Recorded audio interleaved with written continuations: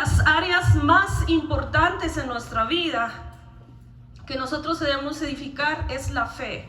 ¿Por qué la fe? Porque la fe es esencial en la vida de todo cristiano. Por la fe, primeramente, dice la palabra, obtenemos la salvación.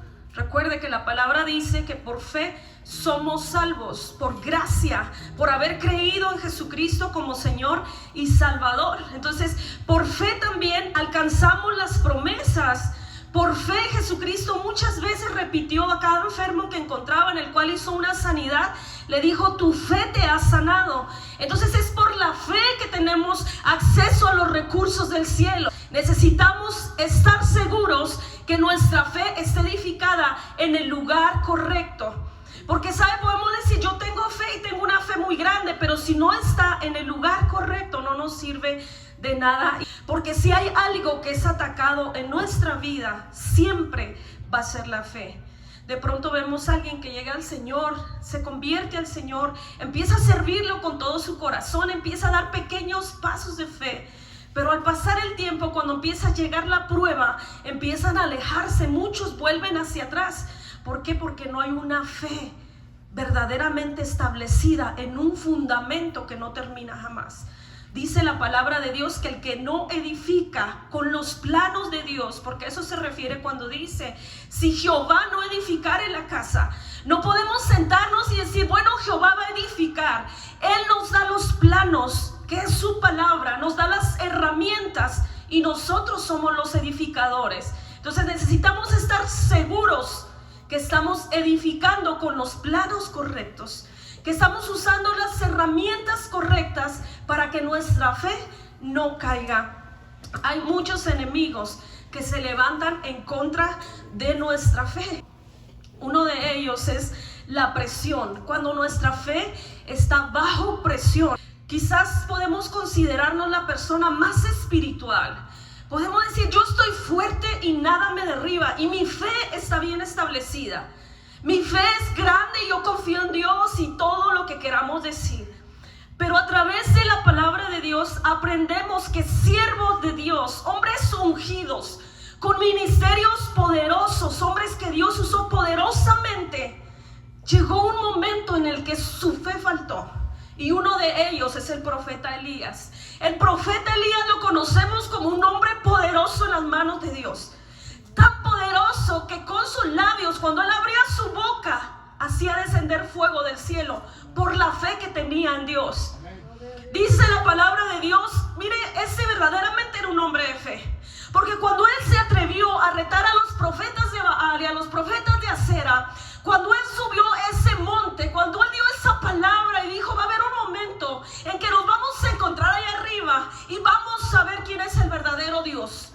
Y cuando él iba subiendo a ese monte, él iba solo. Incluso él creía que estaba solo. Él le dijo al Señor: solamente yo he quedado. Todos han doblado sus rodillas ante Baal, solamente yo quedé. Él subió ese monte en fe y llegó ahí arriba, y se llegó el momento de ofrecer el sacrificio, y su fe seguía viva. Él seguía creyendo que Dios lo iba a hacer, y Dios lo hizo. Llegó el momento que Dios mostró su poder. Llegó el momento en el que él puso el sacrificio y dice: Señor, ahora tú obra. Y Dios contestó y obró poderosamente. Cuando él venía de ganar esa gran victoria, venía de haber experimentado la gloria de Dios, llega un momento en el que una mujer le lanza unas palabras, enojada, molesta por lo que él había hecho, por cómo Dios se había manifestado a través de su vida. Vino Acab y le dio la noticia a Jezabel de lo que Elías había hecho.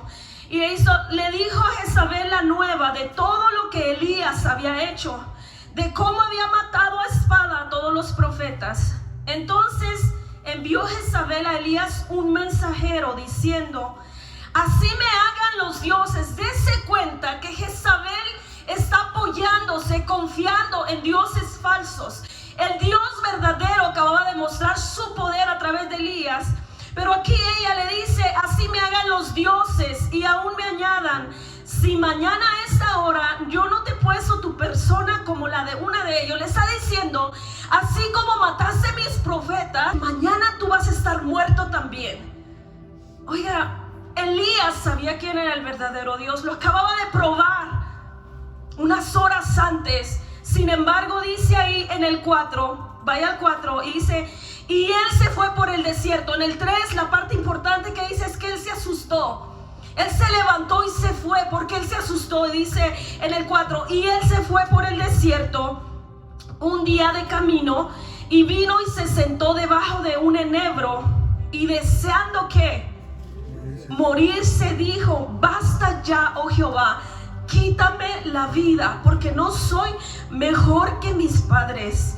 Y algo que me pregunto yo es, ¿los padres de Elías habrían sido usados más poderosamente que Elías? No veo el registro en la palabra. Pero sin embargo, Elías en ese momento se sentía asustado, se sentía tan pequeño, y le dice, ya no quiero vivir, quítame la vida porque una mujer me está amenazando de muerte. La fe de Elías estaba bajo presión. Él se sintió amenazado, y entonces él hizo más fácil decirle al Señor, ya no continúo la obra hacia adelante.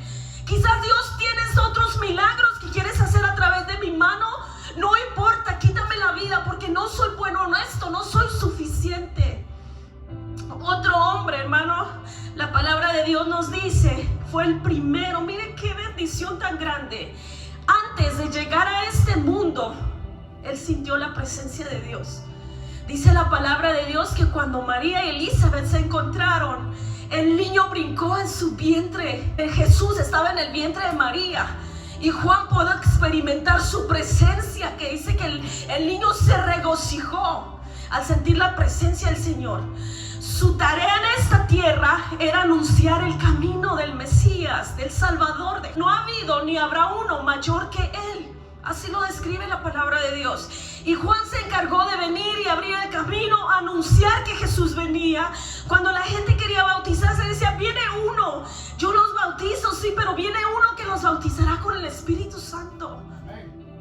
Cuando Jesús vino a él para ser bautizado, él no quería bautizarlo porque le dice, yo no soy digno de bautizarte a ti, que tú eres el Mesías, tú eres Dios. Dice la palabra que cuando él lo bautizó, él experimentó algo poderoso. Los cielos se abrieron, el Espíritu Santo descendió sobre Jesús. Juan lo vio, Juan escuchó, este es mi Hijo amado, en el que tengo complacencia. Él experimentó la gloria de Dios, él la vivió. Su razón, su propósito de vida era anunciar que Jesús venía. Sin embargo, cuando se encontró bajo presión, algo sucedió con su fe. Y le pongo estos ejemplos porque nosotros somos simples mortales, y yo le aseguro que ninguno de nosotros ha hecho descender fuego del cielo como lo hizo Elías. Pero estos hombres, hermano, eran hombres ungidos, llenos de la presencia de Dios. Dice su palabra, cuando Juan se encontró bajo presión en Lucas 7, 18 y 19, vamos a ver, cuando Juan estaba en la cárcel, siendo afligido, siendo atormentado, él le mandó preguntar a Jesús. Le dice en el 19, 7, 19, y los envió a Jesús para preguntarles, ¿eres tú el que había de venir o esperamos a otro? Él había escuchado que él era el Hijo de Dios, pero ahora en su momento de prueba estaba preguntando, ¿eres tú, Jesús? ¿Tú eres el Mesías? Porque eso no parece que tú fueras. Tú venías a traer libertad. Ellos pensaban que el reino de Jesús sería diferente, que él venía a oprimir a los romanos, que él venía a ponerlos en la cárcel y ellos iban a andar con túnicas, vestidos de ropas reales. Y le dice, ¿tú eres? Dice, cuando los hombres vinieron a él, le dijeron, Juan el Bautista nos ha enviado a ti para preguntarte, ¿eres tú el que había de venir o esperamos a otro? Y a veces así nos pasa en nuestra vida. Nos levantamos con toda la fuerza, con todo el ánimo y decimos, vamos a servir a Dios. Y iniciamos la obra y creemos en el llamado de Dios en cualquier área que Dios nos haya puesto. Pero cuando las pruebas empiezan a venir, cuando la presión viene sobre nosotros, cuando nos detenemos a ver, oye, pero si yo soy el que venía a anunciar el camino de Él, no iba a haber nadie más grande que yo. La profecía lo decía, yo estoy en la cárcel, A veces así nos pasa a nosotros, Señor, es que no veo que esté sobrando. Señor, eres tú, porque el enemigo nos hace dudar que verdaderamente su reino está en medio nuestro. Nos hace dudar que verdaderamente Jesús nos ha llamado, que hay propósito de parte de Él. Pero mire la respuesta. Jesús le dijo, vayan y díganle. No le dio más explicaciones, ni siquiera lo confortó, ni le dijo, oye Juan, tranquilo, vas a salir. Voy a hacer un milagro poderoso y saldrás de ese lugar. Jesús le dijo, díganle, los ciegos ven, los cojos andan, a los pobres les es anunciado el evangelio, los enfermos son sanados. Le dijo, vayan, díganle, el propósito, Juan, se sigue cumpliendo. Juan reconoce, entiende, no se trata de ti, no se trata de cómo tú te sientas, no se trata de que tú veas perfección en todo. Se trata de que mi reino no se detiene. Mi reino no se detiene. El propósito, Juan, por el que tú llegaste se cumplió. Anunciaste, hablaste de mí, preparaste el camino. Pero no te preocupes, las cosas siguen pasando. El propósito sigue avanzando. El reino de Dios no se detiene. Y eso debemos entender en los momentos de presión. En los momentos de presión debemos entonces meditar. ¿Se trata de mí o se trata de Él? ¿Se trata de lo que para mí es próspero o se trata de lo que su palabra dice? Se trata de que yo sea en plenitud completa, pero de acuerdo a la regla del mundo o a la regla del evangelio. Tenemos sueños, es cierto, pero todos nuestros sueños deben de estar alineados a los sueños de Dios. Todos nuestros sueños son para impactar a nuestro alrededor, es cierto, pero todo para la gloria de Dios. Otro enemigo de la fe es la vista, y debemos construir sobre lo que creemos y no lo que vemos. Dice 2 Corintios 5:7, porque por fe andamos, no por vista. Y la Biblia nos habla de un salmista, de un levita, un adorador del Señor. Dice la palabra de Dios que ese hombre era fiel a Dios, servía dentro de su casa, llamado con propósito también. Pero llegó un momento en el que su mirada se desvió. Llegó un momento en el que él se concentró más en lo que sus ojos carnales estaban viendo que lo que sus ojos espirituales decían. ¿Sabe? Muchas veces nuestra miopía espiritual, porque hay personas que tenemos miopía física, necesitamos usar lentes para poder mirar bien, pero hay gente que tenemos miopía espiritual, que no usamos lentes, pero nuestra vista no es clara, porque no caminamos por fe, porque no caminamos creyendo lo que Dios ha prometido y que Dios lo va a hacer. Dice ahí en el Salmo 73, en el 2:3, dice, en cuanto a mí, casi se deslizaron mis pies, por poco resbalaron mis pasos. Y está hablando un servidor de Dios, un hombre de Dios dentro de su casa. Dice, por poco se deslizaron mis pies, por poco resbalaron mis pasos. ¿Cuál era la razón? Porque tuve envidia de los arrogantes, vi la prosperidad de los impíos. Este hombre ya no estaba concentrado en lo que creía, estaba concentrado en lo que veía. Dice en el 12:3, he aquí estos impíos, sin ser turbados del mundo. Este hombre está diciendo como, nosotros navegamos mucho, Señor, te servimos, Padre, y sin embargo pareciera que, y Eclesiastés lo dice, que al impío le va mejor que al justo. Mis ojos ven que el impío es prosperado y nosotros navegamos tanto para hacer las cosas. Señor, camino en integridad, dice ahí el salmista. He aquí estos impíos, sin ser turbados del mundo, alcanzaron riquezas. Sin aflicción, sin mucho trabajo, alcanzaron riquezas. En vano, verdaderamente, diciendo, Señor, no tuvo caso. Señor, puedo darme cuenta que verdaderamente en vano, sin sentido, he limpiado mi corazón y lavado mis manos en inocencia. Eso está diciendo este hombre en un momento de presión. Así nos sucede a nosotros también. A veces ponemos la mirada en las cosas de la tierra, observamos y creemos que lo que vemos es lo que Dios está permitiendo que sea, y pensamos es inútil, no tiene sentido que me aparte para ti, que te sirva, que me guarde del pecado, y me va peor que al que peca como le da la gana. Y Señor, quizá yo estoy pasando necesidades, y volteo a ver al impío, y el impío está como si nada, almacenando riquezas. Pero sabe, al final del salmo dice, no comprendía, era demasiado torpe. Dice, hasta que entré en el santuario. Y eso es lo que nos falta a nosotros. ¿Cómo puedo tener una fe firme? ¿Cómo puedo derrotar al enemigo de la vista? A través de los deseos de la fe. ¿Qué es fe? Certeza de lo que espero, convicción de lo que creo, aunque no pueda verlo, aunque mis ojos aún no puedan verlo. Estoy segura de lo que Dios ha dicho y debo caminar sobre esa promesa.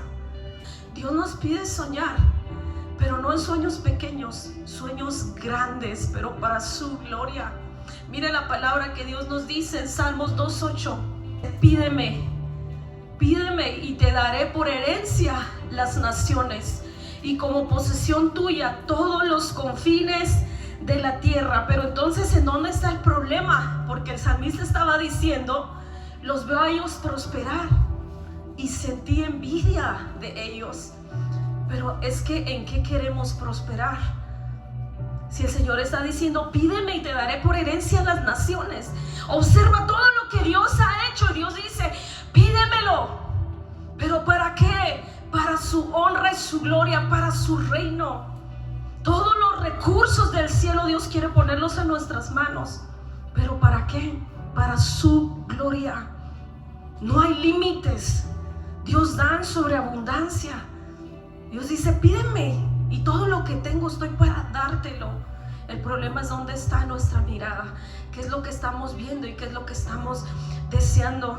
Es nuestra fe para ser firme, para que no caiga, y según los planos de Dios debe estar construida sobre las promesas de Dios, lo que Dios ha hablado y no lo que hablan los demás, porque otro enemigo de la fe son las palabras. Y podemos decir, entonces la palabra de Dios, no, la palabra de Dios no son sencillas palabras, la palabra de Dios son promesas. Muchas veces los enemigos nuestros son aquellos que habitan en nuestro lado, los más cercanos, los que empiezan a caminar con nosotros los sueños, muchas veces los que están a nuestro alrededor. Las palabras de ellos son las palabras que muchas veces nos roban los sueños y nos destruyen. Y no los sueños vanos edificados aquí en la tierra, los sueños que podamos tener en Dios, los sueños en las promesas que Dios ya ha dado y que estamos esperando. Y muchas veces oímos palabras como, no, Dios no lo va a hacer, Dios no está contigo, Dios no lo va a cumplir. Es que seguramente fue un hecho que tú te inventaste. Y el humano es cruel. En todos los lugares, en cada cosa que se emprende, siempre hay tres grupos de personas. El primer grupo, los que siempre dicen no se va a poder, pero es un grupo pequeño. No se puede, es imposible. El segundo grupo, los que dicen, bueno, puede ser que sí se puede, aquí estamos, pero también es pequeño. Pero el grupo más grande son los que se apartan y no se van ni al que no se puede ni al que sí se puede, sino están aquí que sí se puede cuando acá es mayoría y no se puede cuando acá es mayoría, y depende de lo que veo es lo que hablo. Y la palabra de Dios lo dice. Mira, el ser humano cambia de opinión tan rápidamente. Hoy está contigo, hoy vamos a poder, hoy lo vamos a lograr, hoy lo vamos a hacer, Dios está con nosotros, y empieza a mirar cosas y no, Dios ni siquiera está aquí, Dios no lo va a hacer, Dios se olvidó. Mire, la palabra de Dios lo muestra cómo es el ser humano. Hechos 28:4, vamos a leer lo que le pasó al apóstol Pablo, cómo el hombre cambia y vuela de un pensamiento a otro tan rápido. Dice la palabra de Dios ahí, cuando los naturales vieron la víbora, aquí no se está hablando, le voy a parafrasear un poco lo que sucedió antes, el contexto. Dice que Pablo iba a ser trasladado para poder ir ante el César. Y en ese camino naufragó su nave, los cambios climáticos, vino una tormenta, tuvieron problemas y terminaron llegando a una isla. Cuando llegan a esa isla, entonces dice que empiezan a coger cosas para para prender un fuego.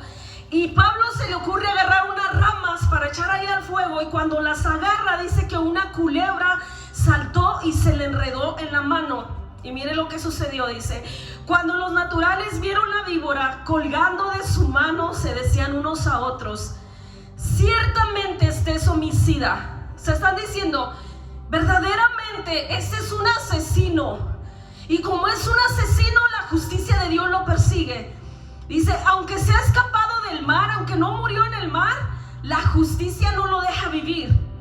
Pero él, sacudiendo la víbora en el fuego, ningún daño padeció. Ellos estaban esperando que se hinchase. Así está siempre la gente a tu alrededor, viendo a ver a qué horas caes, a ver a qué horas claudicas, a ver a qué horas te rindes. Pero cuando te levantas y das un paso, y tú puedes, pero dentro de su pensamiento, en su corazón no hay fe. Y no es culpa tuya, es culpa de ellos por la falta de fe que hay en su corazón. Dice: estaban esperando que se hinchara o cayese muerto. De repente, habiendo esperado mucho y viendo que ningún mal le venía, cambiaron de parecer y dijeron que era un dios. Primero dijeron: es un asesino. Es un asesino, que porque es un asesino no se escapó.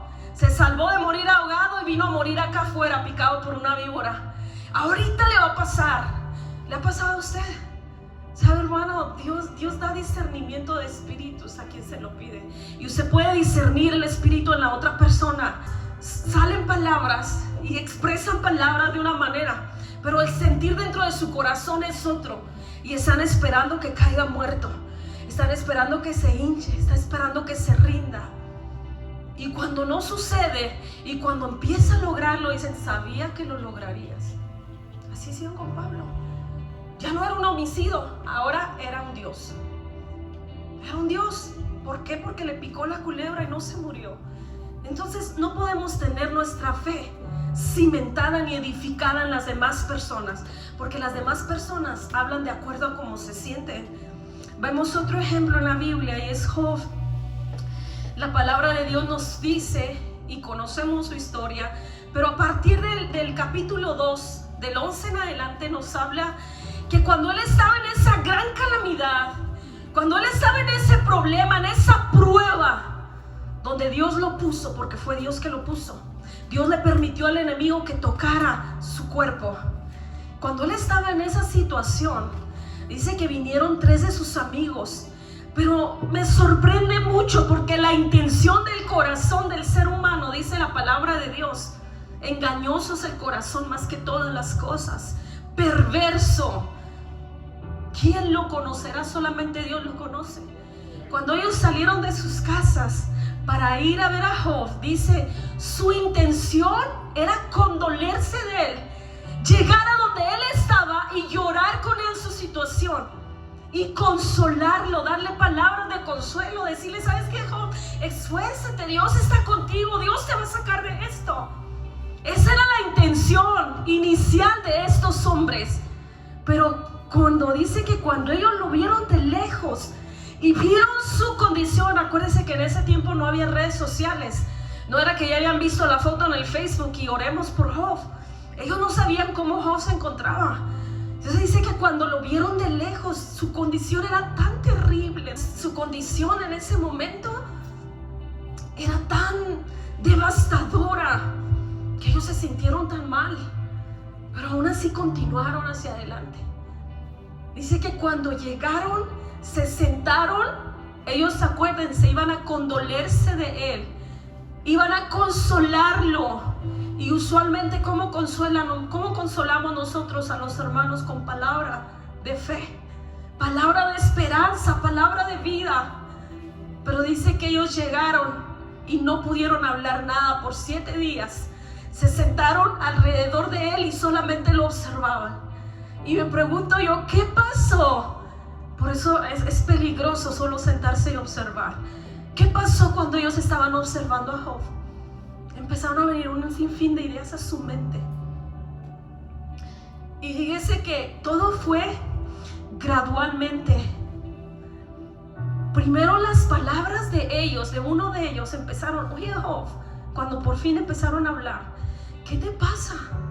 Tú levantabas las manos al caído, tú sostenías al huérfano. Fue sus primeras palabras. Pero mire, no le voy a leer todo porque nos toma mucho tiempo, pero mantenga su Biblia abierta en Job y solo va a leer el título, porque verdad que hay un título antes de que inicien los capítulos. Solo vamos a leer el título porque eso da la explicación de lo que va a hablar todo el capítulo. Mire, el capítulo 4 que dice: reprendió a Job. Sus amigos iban a consolarlo, condolerse y empezó el amigo ¿qué? Reprendiéndolo, ¿verdad? Después Job 11 lo acusaron de maldad. Los que iban a consolarlo lo acusaron de maldad. Después el 15, ¿qué dice? Que ya lo había reprendido uno, como que vino el otro y dijo: ahora dame chance, me toca a mí. Y vino el siguiente a darle su reprendida. Imagínese Job, hermano, en ese momento de calamidad había perdido todos sus hijos, había perdido todas sus finanzas, había perdido su salud. Y viene un hombre a decirle la lista de todas las consecuencias de la maldad. Ya lo habían reprendido, ya le habían hablado de la maldad y ahora viene a darle todas las consecuencias. Mira todas las consecuencias. Estás así por lo que hiciste. Arrepiéntete, pecador. ¿No le ha pasado así? Que viene la gente y le dices: Dios no obra porque estás en pecado. Dios no hace por esto, como si usted depende de lo que Dios hace o no. Dios es soberano. Pero aquí le están diciendo: mira tu maldad, cómo te tiene. Después vamos a ver en Job 20, ahora le dicen calamidad, como si no fuera suficiente para él la situación en la que se encontraba. Miren que todo va en escala, porque se recuerda que antes dijimos en el 11, prendieron su maldad. No es solo maldad, ¿ahora qué es? Gran maldad. Así de terrible es el ser humano. Así de terrible. Y no es para que usted diga: pastor, no está diciendo que somos terribles. Es para que si lo somos nos arrepentamos y cambiemos el rumbo y empecemos a dejar de ser incrédulos. 33, que es el último, dice que fue censurado. Ya por último, como que estaba ahí sentado, le dijeron: tu maldad, mira esto, eres aquello. Lo reprendieron y como que le dieron una patada y le dijeron: está censurado. Y así hacen a veces con nosotros. Así hacen a veces con nosotros, en el nombre de Jesús. Pero la palabra de Dios dice que un reino no puede estar dividido. O somos o no somos. Porque no podemos ser y hacer las obras del enemigo de la fe. No podemos decir soy y tratar de empujar para abajo el que está tratando de hacer un trabajo para Dios. Porque sabe, no es fácil someterte y rendirte a Dios y vivir cada día esforzándote por obedecerlo, por cumplir su ley, trabajando en su obra, o descarriarte e irte al mundo, que es más sencillo. Pero sabe, no es de extrañarse. Ellos no podían entenderlo, porque creo que no doblaron sus rodillas para preguntarle a Dios qué está sucediendo, para que Dios les dijera: es parte de mi prueba, es parte de mi propósito. Pero no se preocupe, porque todo lo que perdió después vendrá. Fíjese que al final, qué lindo, que Dios le manda a Job orar por sus amigos y le multiplica la bendición. Y así a veces Dios nos va a pedir orar por aquellos que no han creído en ti, orar por aquellos que te han dicho palabras de desánimo y te han empujado hacia abajo y te han hecho creer que Dios no está contigo. Pero sabe, también se lo hicieron a Jesús. Jesús perfecto. Podemos decir, quizás Job se portó mal con ellos en algún momento, pero Jesús era perfecto. En todo fue tentado, en nada se le halló pecado. Y también a él le sucedió. ¿Se acuerdan que primero poderosamente haciendo señales, milagros, y la gente lo seguía y lo rodeaban y todo el mundo con él, y maestro, ¿Y dónde moras? Ven a mi casa. Miles de seguidores. Sí, Señor Jesús, hasta la muerte voy contigo. Señor, aunque todos se fueran, yo nunca me iré. Señor, aunque todos se avergonzaran, te negaran, yo voy a estar contigo hasta el final. Tome en cuenta que son promesas que le estaban haciendo al Dios Todopoderoso. ¿Cuántas promesas que nos hacen a nosotros se desvanecen, nos hieren y por eso nos dejamos caer? Señor, hasta la muerte, hasta la muerte. Pero cuando vinieron a arrestarlo, cuando se lo llevaron, dice la palabra, todos huyeron. Todos fueron a esconderse.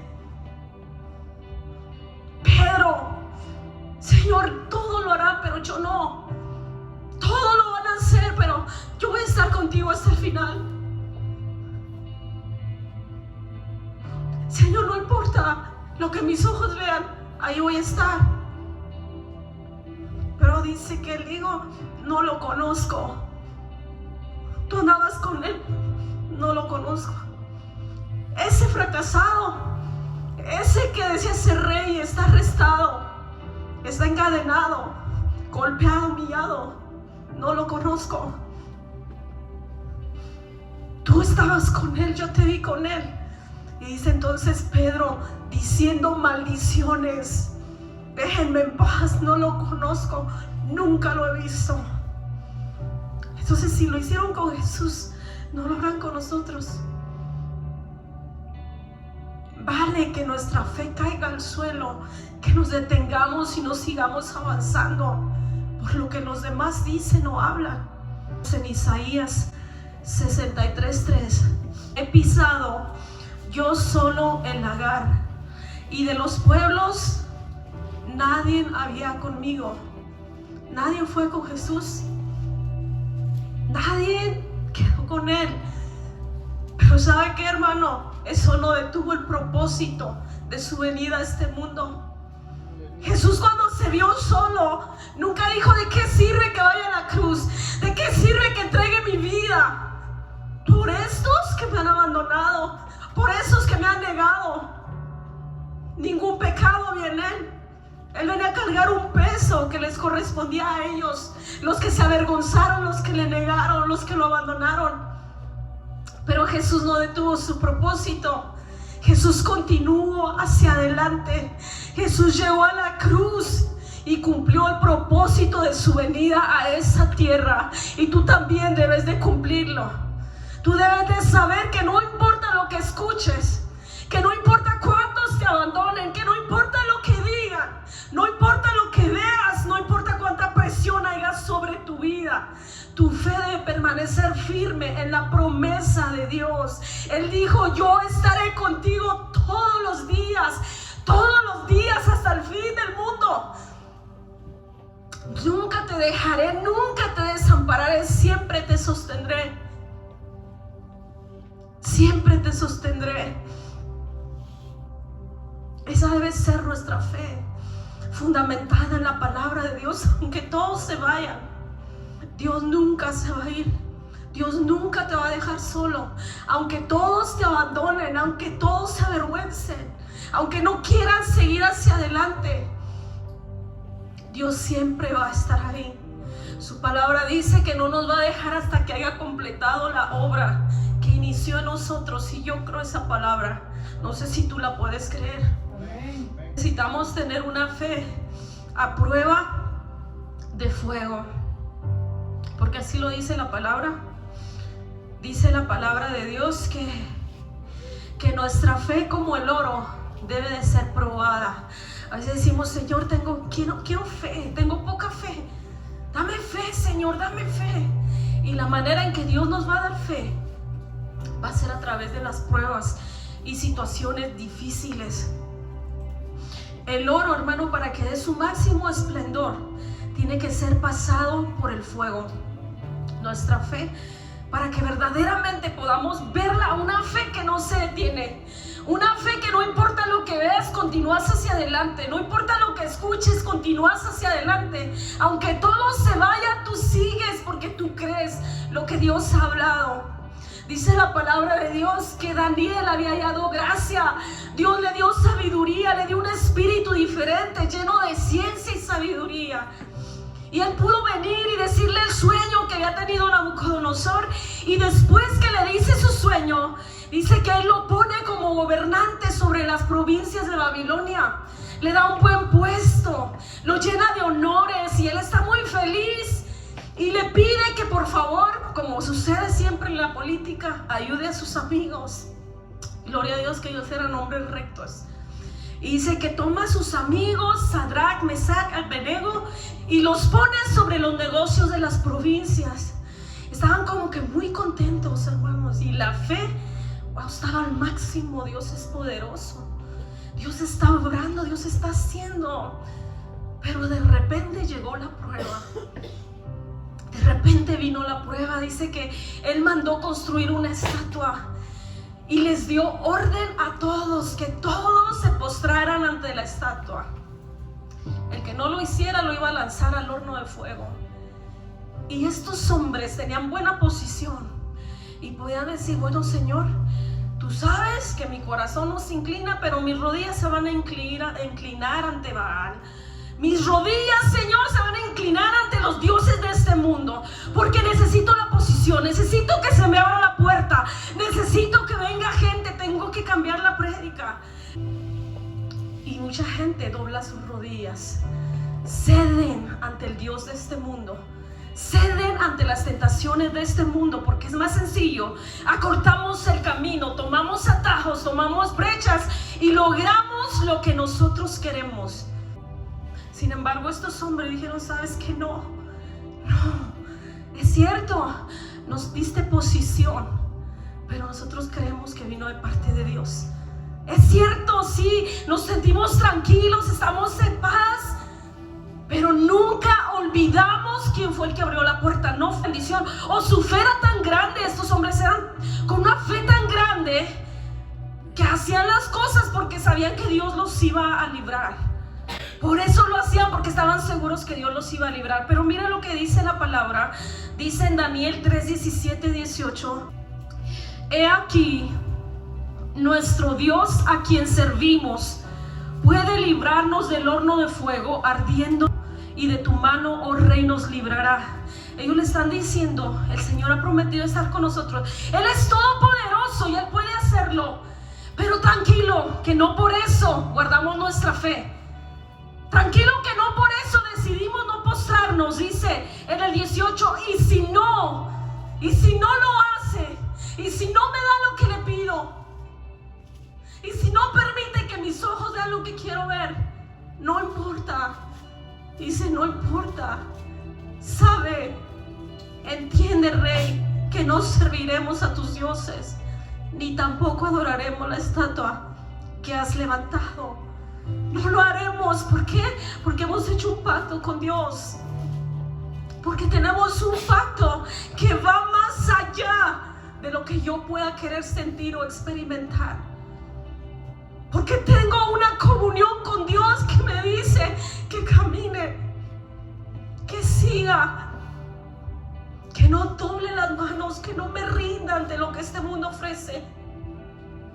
No importa si lo que veo no es lo que quiero ver. No importa si lo que veo no es lo que me hace sentir bien. No importa. Dice: Él puede librarnos. Él tiene todo el poder para hacerlo. Pero si no lo hace, no voy a negar su nombre. ¿Cuántos de nosotros hacemos eso? ¿Cuántos de nosotros en el momento que nos dan el malo diagnóstico, el doctor, vemos la enfermedad y decimos: Señor, tú puedes sanarla, pero no te sirvo por eso? Si lo haces, gloria a Dios. Pero si no lo haces, te seguiré sirviendo. Si no lo haces, te seguiré obedeciendo. Si no lo haces, seguiré proclamando que tú eres poderoso. Después llegó para Daniel. empezó la gente alrededor. Nada los dobla, nada los hace negar el nombre de su Dios, nada los hace retroceder. Y planearon algo en contra de él para ponerlo mal con el rey, que ya en ese tiempo era Darío. Lo mismo hicieron. Todo aquel que doble sus rodillas ante otros dioses se va a lanzar ahí al pozo de los leones. Pero ¿sabe qué me gusta, hermano? Que me agrada de Daniel y me deja ver cómo estos hombres mantenían su fe firme, porque no eran personas que en el momento de la persecución corrían a doblar las rodillas. Era gente que tenía una comunión con Dios de día y de noche. Dice Daniel, habiendo escuchado el edicto, entró dentro de su cámara y abiertas las ventanas, oró hacia Jerusalén 3 veces al día como lo solía hacer antes. Ese era su tipo de vida. Eso es lo que hace que nos mantengamos de pie. La comunión con Dios, porque ya cuando viene la prueba, cuando viene el fuego, entonces sí, Señor, ayúdame. No, es desde siempre, porque la confianza en quién es Él se va arraigando en nuestro corazón conforme lo vamos conociendo. Su palabra es la fuente de la fe. Y cuando usted va leyendo, usted va conociendo quién es Dios. ¿Quién es Dios? Y se da cuenta que en Él no hay maldad. Se da cuenta que en Él no hay egoísmo. Se da cuenta que todo lo que Él hace en la vida de la gente es para bien. Entonces cuando llega el problema en su vida, usted sabe que Él, que es bueno, lo está permitiendo con un propósito. Y no se cae, no se dobla, su fe permanece firme, porque sabe que Él es bueno, que Él es poderoso y pudiera quitar la aflicción en un segundo. Pero si no lo hace es porque un propósito tiene. Si no obra como nosotros oramos es porque tiene algo mejor. Él conoce sus planes, Él sabe lo que Él quiere hacer. Y le digo algo, hermano, esa iglesia va a salir hacia adelante. Y no porque sea la más bonita, ni porque sea la perfecta, no porque somos especiales, no. ¿Sabe por qué? Porque la fe va a continuar firme. Si este año caminamos sobre esa fe, sobre ese fundamento, y la estructuramos en los planos de Dios, y venimos a Dios, Señor, tú sabes lo que vas a hacer. Aquí está mi parte, Padre, tú obra como quieras, responde como quieras. Padre, no dudo, tú eres todopoderoso, tú puedes hacer que las cosas se muevan y darnos el favor. Pero Señor, no te servimos por eso. Necesitamos estar nosotros cada día de nuestra vida, no distraernos con nada, no dejar que nada ni nadie robe nuestra fe. No importa lo que podamos estar viendo, no importa lo que escuchemos, no importa lo que digan, no importa lo que hagan, no importa nada. Estoy trabajando en una gran obra. Yo no sé cómo usted ve la obra, hermano, pero yo veo una obra poderosa, una obra gloriosa. ¿Sabe cómo la veo? Veo a Jesús crucificado en la cruz. Veo a Jesús con los brazos extendidos, muriendo por cada uno de los pecadores.